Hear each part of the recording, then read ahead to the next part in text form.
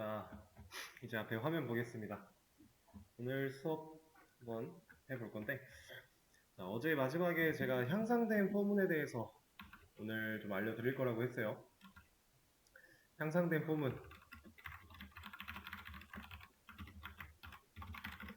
자, 이 녀석은 일단 포문이랑 같은 예약어를 사용합니다. 포문의 종류예요. 근데 아무 때나 쓸 수 있는 건 아니고 특수한 상황이 예전에 사용했을 때 효율 증가, 이런 목적입니다. 사실 우리가 그동안 자바에 대한 기본적인 내용을 배워오면서 이 향상된 포문을 쓰면 좋았을 만한 상황이 간혹 있었어요. 근데 그때는 아직 안 배워서 안 사용을 했던 건데, 어떤 상황에서 사용을 하냐면,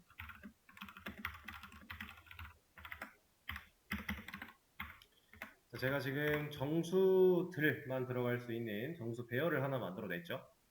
자, 이 배열은 우리가 데이터를 넣겠다라고 하면서 순차적으로 데이터를 저장하는 게 가능해요. 그렇죠? 이러면은 0번 방에는 1, 1번 방에는 2, 2번 방에는 3, 이런 식으로 데이터를 밀어넣을 수 있어요.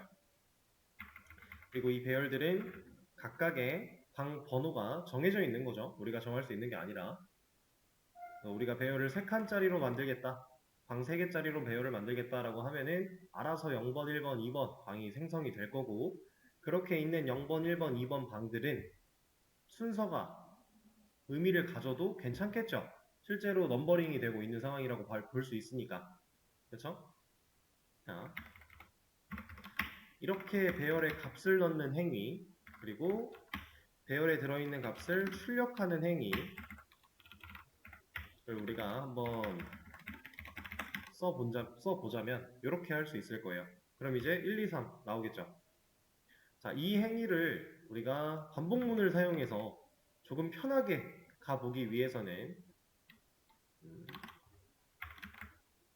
array2라고 만들어 줄게요. 자, 이 녀석의 값을 넣는 것부터 한번 가볼까요?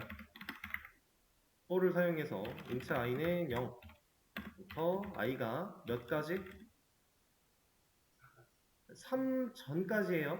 0번, 1번, 2번, 인덱스 번호는 2번까지 있을 거니까 이렇게 넣으면 되는데, 이 녀석은 사실 이것보다는 조금 더 스마트하게 하기 위해서 length를 사용하자. 이건 우리가 전에 배웠죠. 이렇게 써주고 i는 1씩 증가.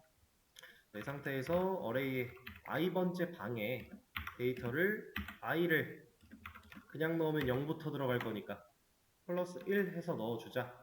그리고 이렇게 넣어진 녀석을 0번 방부터 차례대로 출력을 하자라고 하면 같은 결과가 나오겠죠. 부분을 좀 지어서 보여드리겠습니다.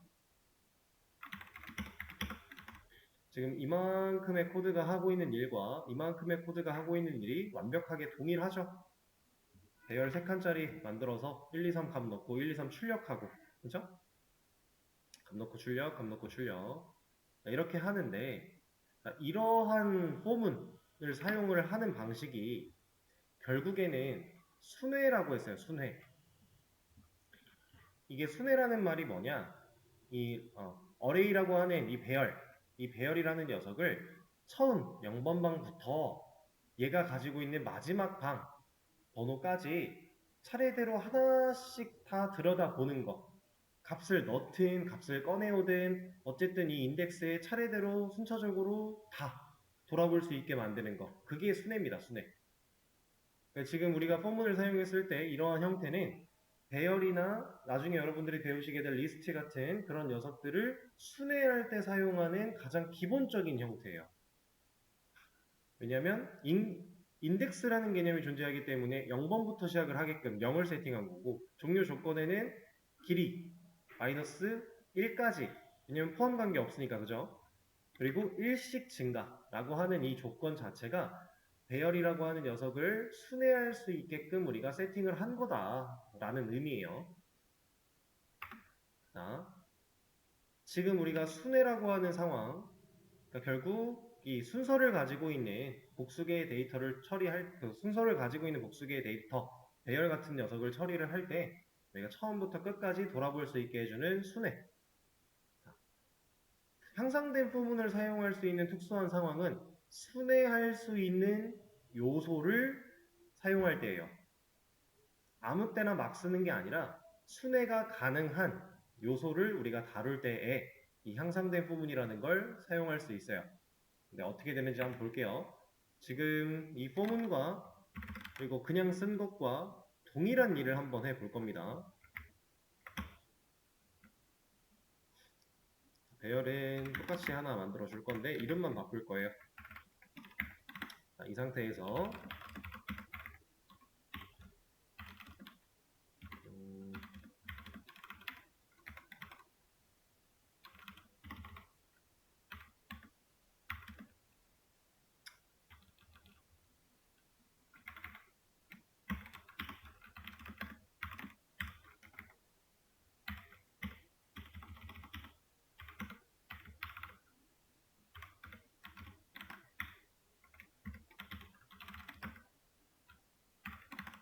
이거 할 겁니다. 이러면 지금 방금 이 위에서 포문 가지고 했던 이 작업이 동일하게 처리가 돼요. 자, 이게 어떻게 동작한 건지 좀 보여드리면 사실 이거는 이것부터 바로 보기 전에 이런 활용보다 이렇게 활용을 한번 해보죠. 지금 array2를 값을 넣으면서 출력을 하고 있는데 얘가 출력하는 행위를 빼볼게요. 얘네 이제 값을 저장하는 건 일반적인 포문 가지고 처리를 했고 이제 향상된 포문을 사용해서 출력을 한번 해보자 라고 하는 상황인데 자, 이러면 1, 2, 3, 1, 2, 3 나옵니다. 왜 0이야? 쓸 넣었고 여기 array에 저장을 하고 있었군요. 이런 array2 잘 나옵니다. 자, 이걸 보고 말씀을 드릴 거예요. 실질적으로 이러한 포문에서 출력문을 했었다라고 하면은 사실 이거 똑같이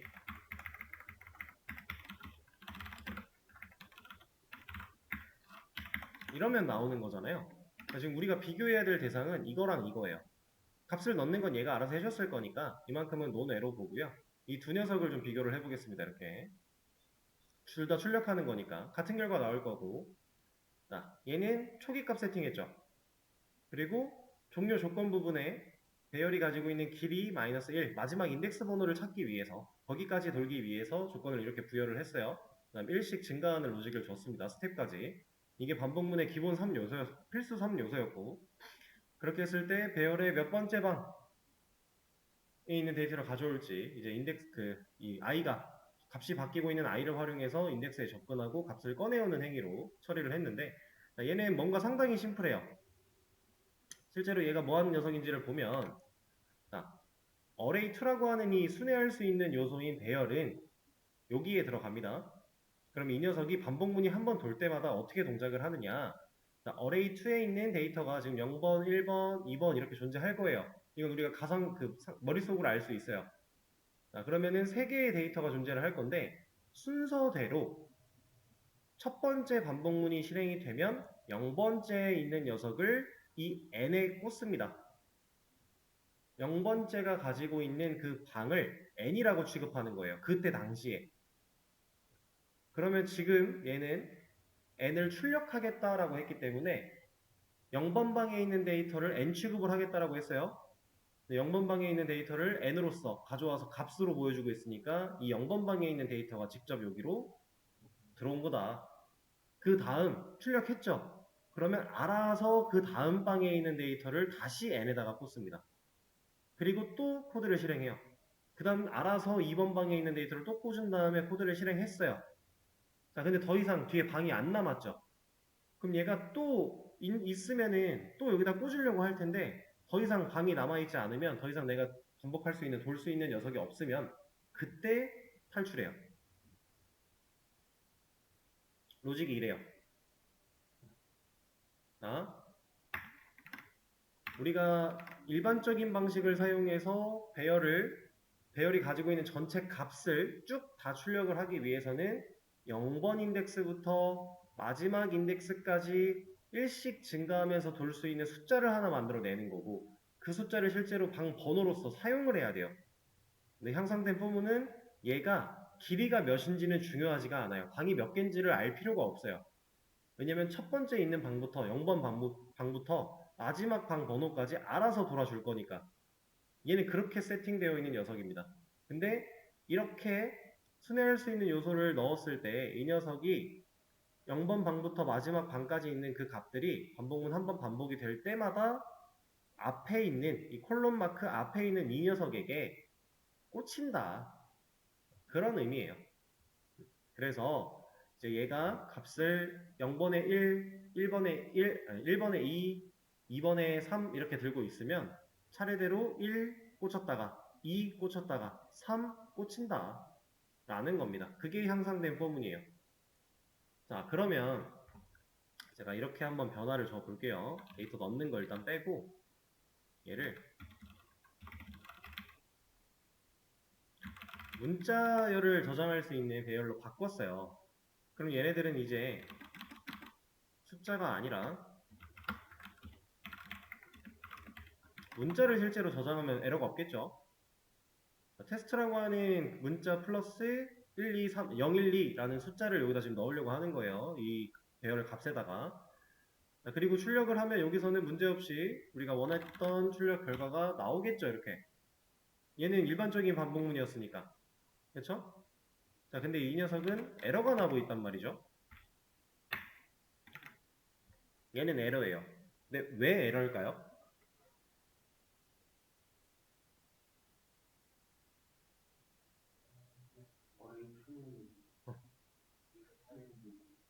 맞아요, 맞아요. 지금 두 분 다 맞는 정답을 말씀하셨어요. 어레이2는 문자열들만 저장할 수 있는 스트링 배열이었어요. 근데 얘가 가지고 있는 첫 번째 방에 있는 값을 첫 번째 반복이 될 때 여기다 꽂는다라 그랬죠. 그 어레이2라는 녀석은 결국 문자열을 가지고 있었겠네요. 0번 방에. 1번 방도 마찬가지, 2번 방도 마찬가지. 각각 방들이 다 문자열 스트링 데이터를 가지고 있었을 텐데 우리가 그 값을 여기에 꽂으려고 했는데 그 값을 받아들일 변수가 인트 타입이죠. 타입이 안 맞는 겁니다.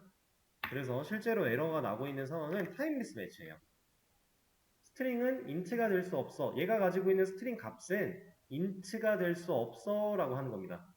그럼 이거를 해결하기 위해서는 우리가 n이라고 하는 변수의 데이터 타입을 스트링으로 바꿔주면 되겠죠. 이렇게 쓰는 거예요. 같은 결과 나오죠. 자, 근데 여기에 쓴 이 n이라는 변수 이름은 진짜 변수일 뿐이에요. 상관이 없다라는 거죠. 제가 처음에 n을 썼던 이유는 그냥 미지수 n을 표현하고자 그냥 n을 쓴 거고 아무런 의미 없어요. 여러분들이 실제로 이 향상대 포문을 사용할 때에는 내가 지금 사용하고자 하는 목적에 맞는 변수 이름 지어주는 걸로 하셔야겠죠? 이런 겁니다. 자, 그러면 한 가지만 더 해볼게요. 지금 int 해봤고요. 기본 자료형 하나 해본 거고 스트링 타입 해봤어요. 그럼 사실 기본 자료형도 했고 참조 타입도 했으니까 다 해본 거거든요. 근데 우리가 아직 리스트는 배우지 않았으니 이런 걸 한번 생각을 해볼까요?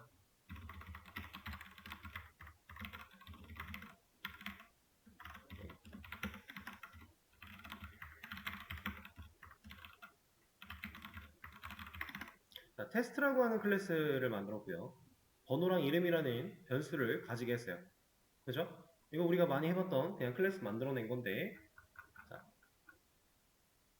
이제 이 코드는 좀 제거를 하고 얘도 다 빼볼게요. 다 빼죠.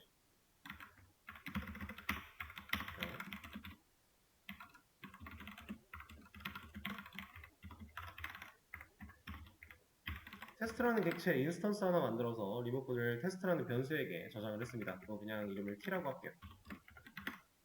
이렇게 저장을 하게 했습니다. 자, 테스트가 가지고 있는 저 번호랑 이름이라는 변수 두 가지가 있어요. 자, 얘네들은 향상된 포문을 통해서 데이터를 출력해 볼 수 있을까요? 제가 이 t가 가지고 있는 리모컨을 눌러서 번호의 값 저장, 리모컨 눌러서 이름에 값을 저장을 했다고 치고, 자, 그렇게 저장을 했는데 향상된 포문을 쓴다고 치면은 실제로 t가 뒤에 들어가게 될 거고 앞에 콜론 있고 앞에 무언가가 있겠죠? 자, 이거를 형태를 좀 보여드리면 요렇게 한다고 했을 때 우리가 여기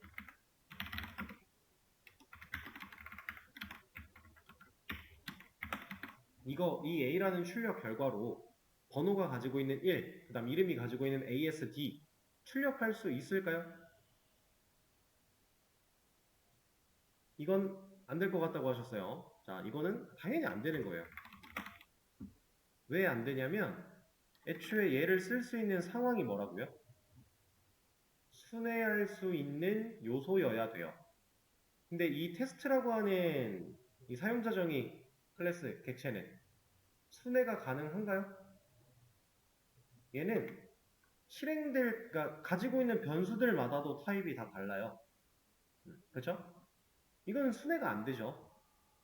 그래서 제가 타입을 테스트라고 넣어놓긴 했는데 이건 의미가 없죠. 말이 안 돼요. 애초에 얘가 테스트가 가지고 있는 번호의 데이터 타입은 인트예요.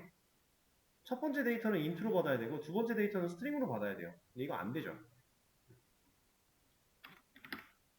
자, 얘가 말하고 있는 건 그냥 오직 캔 올리는 오직 이런 녀석만 가능해 라고 하는 거잖아요. 여기서 말하는 이터레이터가 뭐냐면 간단하게 그러니까 이터레이터라는 이 녀석을 간단하게만 표현을 해보면 우리가 배열이라고 하는 이런 녀석들은 데이터를 이제 인덱스라고 하는 개념의 이제 방의 번호였고 그 방에다가 이제 실제로 데이터를 하나씩 저장하는 형태였어요. 자, 얘네들은 이제 사용자 정의 객체로 비유를 해보면 이 인덱스 번호가 결국 변수 이름과 마찬가지죠. 그렇죠? 변수가 있고 그 변수에 값이 있어요. 이것도 인덱스가 있고 그 인덱스에 값이 있어요. 자, 이렇게 우리가 따로 지정하는 게 아니라 인덱스라는 개념을 활용해서 데이터를 저장하는 이러한 것들을 이제 이런 거랑 관련된 게 이터레이트라고 생각을 하시면 돼요. 그래서 자바에서는 거의 자주 볼 만한 이름이 아닌데 여러분들 만약에 파이썬 같은 거 공부를 추가로 해보신다면은 애초에 파이썬은 이터레이트를 활용하는 경우들이 꽤나 많습니다. 그러면 이제 인덱스라고 하는 값과 이 해당 인덱스가 가진 실질적인 밸류, 데이터 값도 같이 따로 구해내서 할 수 있는 경우들이 종종 있어요. 그래서 이 객체는 그러니까 배열 같은 객체거나 아니면은 자바랭으로부터 이제 제공받는 인스턴스 객체들이어야 이게 이터레이터 개념이 들어맞아서 사용이 가능하다라고 하는 겁니다. 그러니까 순회할 수 없는 요소는 향상된 포문의 요 자리에 올 수가 없어 라는 얘기랑 똑같은 거예요. 그래서 얘는 안 돼요. 그러면 얘는 어떨까요?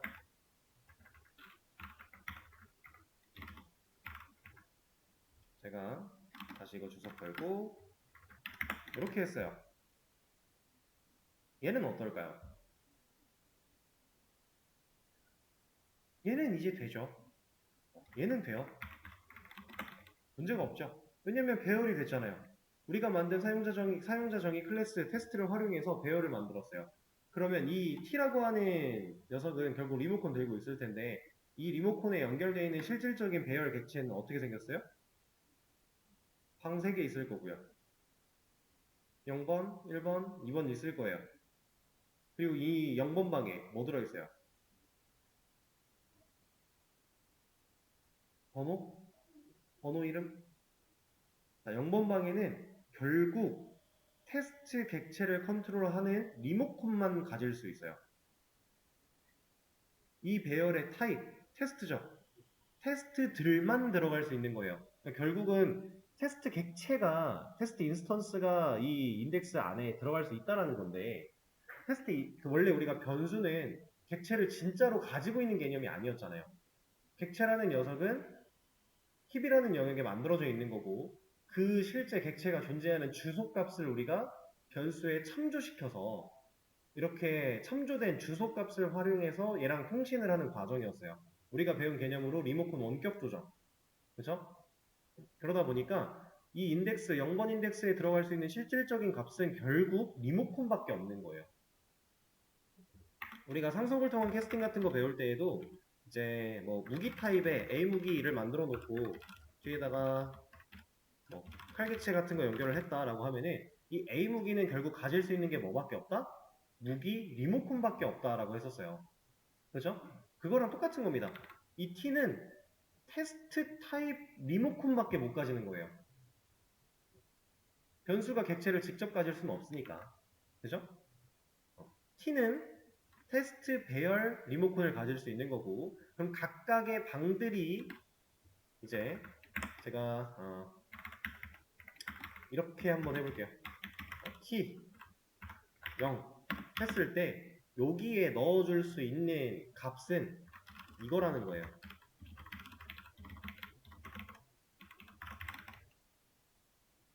이거예요, 이거. 객체를 만들어서 리모컨을 넘겨주는 과정밖에 못한다라는 거죠. 이게 아니고 뭐 일반적인 데이터라든가 뭐 이런 거는 불가능. 안 돼요, 이거. 그리고 이것도 안 되고.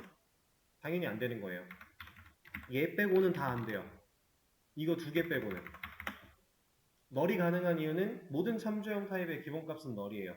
데이터가 없다의 의미지만 이걸 기본값으로서 활용할 수는 있었어요. 그래서 두 개만 되는 거고 나머지는 다 안 됩니다.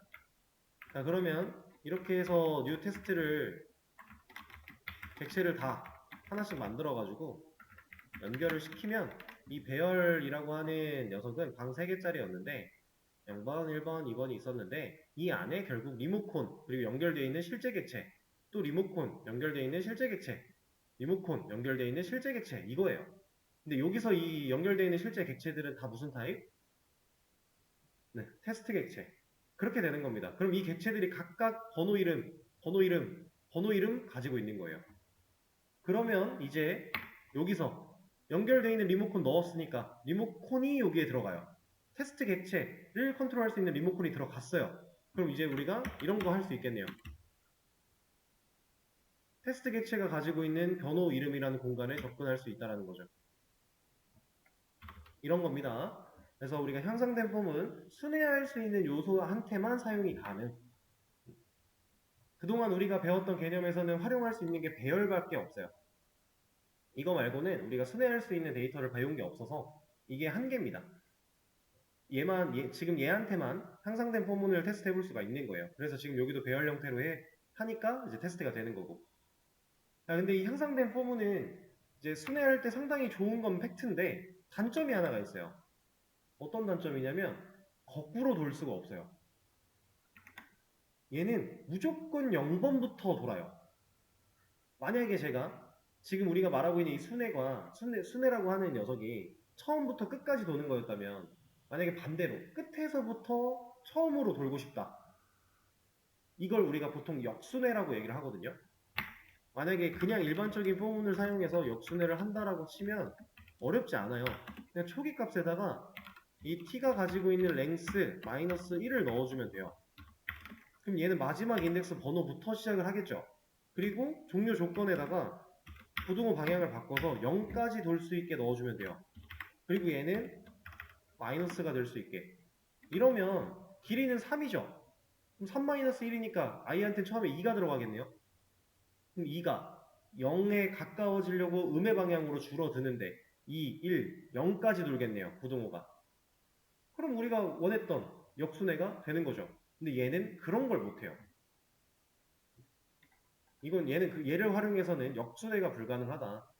뭐 이 안에서 자바가 이제 뭐 우리가 순회할 수 있는 요소를 뭐 뒤집어서 저장하고 뭐 이런 개념들이 있긴 한데 그런 것들을 써도 사실 불편한 거예요. 그래서 만약에 내가 정방향 처음부터 0번부터 순회를 해야 되는 상황이라면 향상된 폼은 이제 활용하시면 편한 거고 역순회, 거꾸로 순회를 해야 되는 상황이라면 향상된 폼은보다 그냥 이렇게 사용하시는 게 더 효율이 좋다. 그런 겁니다. 그래서 얘가 이제 좋은 점과 단점 이렇게 말씀을 드렸어요. 여기까지가 이제 향상된 포문에 대한 내용이었고 이제 수업 페이지에 제가 문제를 하나 열어드릴 건데 이 문제 어제 풀었던 거보다도 어려울 거예요. 그래서 얘는 좀 설명이 필요해요. 제가 부가적인 설명을 좀 할 게 있는데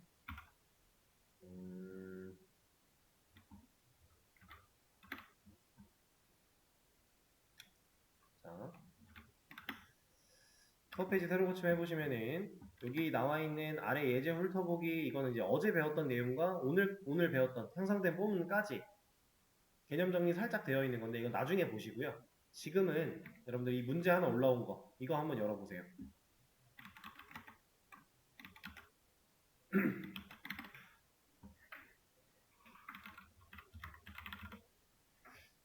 자, 이 문제를 잘 보시면 이제 인력관리소라고 써 있고요. 처음에 그다음에 아래가 실행되도록 해달래요. 근데 배열을 사용할 수 없대요. 배열을 사용하지 않고 이제 이 문제를 해결하는 방식이 첫 번째 조건인데 만약에 이 문제를 정상적으로 다 풀어내셨다면 그때는 배열을 사용한 버전도 한번 고려를 해보시면 좋아요. 근데 아마 쉽지는 않을 겁니다. 문제에 대한 간단한 소개 좀 드려볼게요. 상황 설명인 건데 자,